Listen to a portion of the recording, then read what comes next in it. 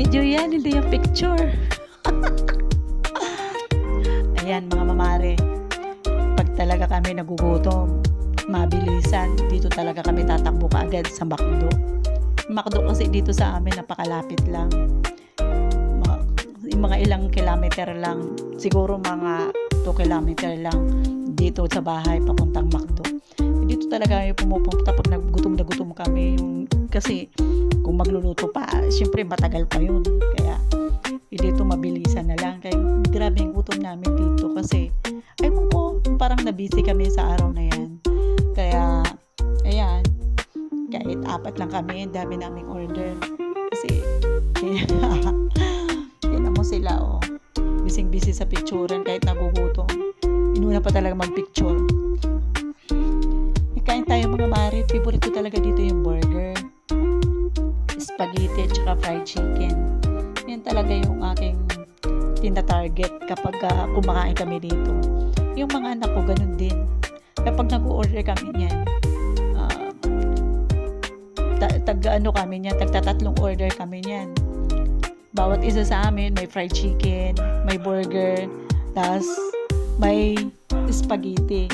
Siyempre, hindi mawawala yung french fries dyan.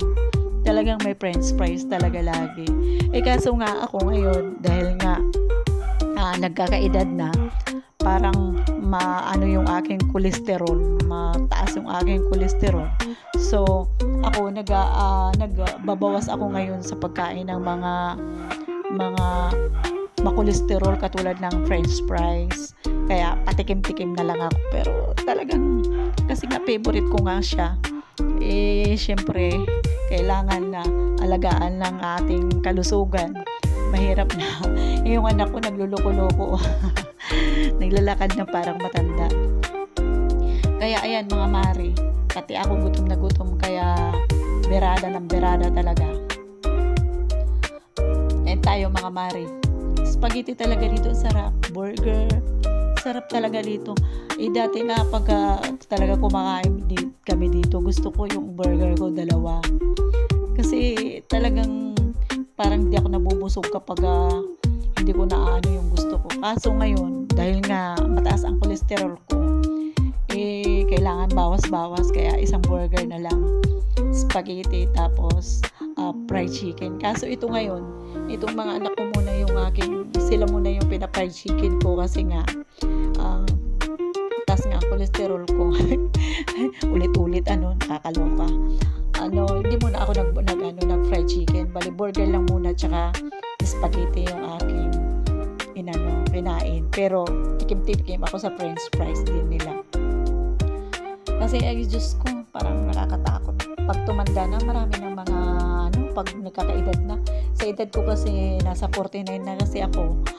So, marami ng mga pagbabago sa katawan. Yung katulad niyan, yung tataas ang kolesterol, tapos yung sugar, yung mga ganon. Parang nakakaano nga kasi yung nanay ko, 85 years old. Wala pa talaga siyang maintenance.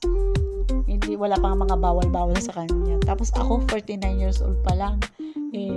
Ganito na, marami ng mga bawal. Kaya parang nakakalungkot. Kasi yung hindi ko na nakakain yung mga gusto ko talagang kainin. Kasi dati, kahit gusto ko kainin, talagang gusto ko marami talaga yung, lalo na pagkakain kami sa McDo, talagang pag mag-order talaga ako, marami. Kasi gusto ko talaga yung satisfied talaga kami kumain. Busog talaga kami, gano'n.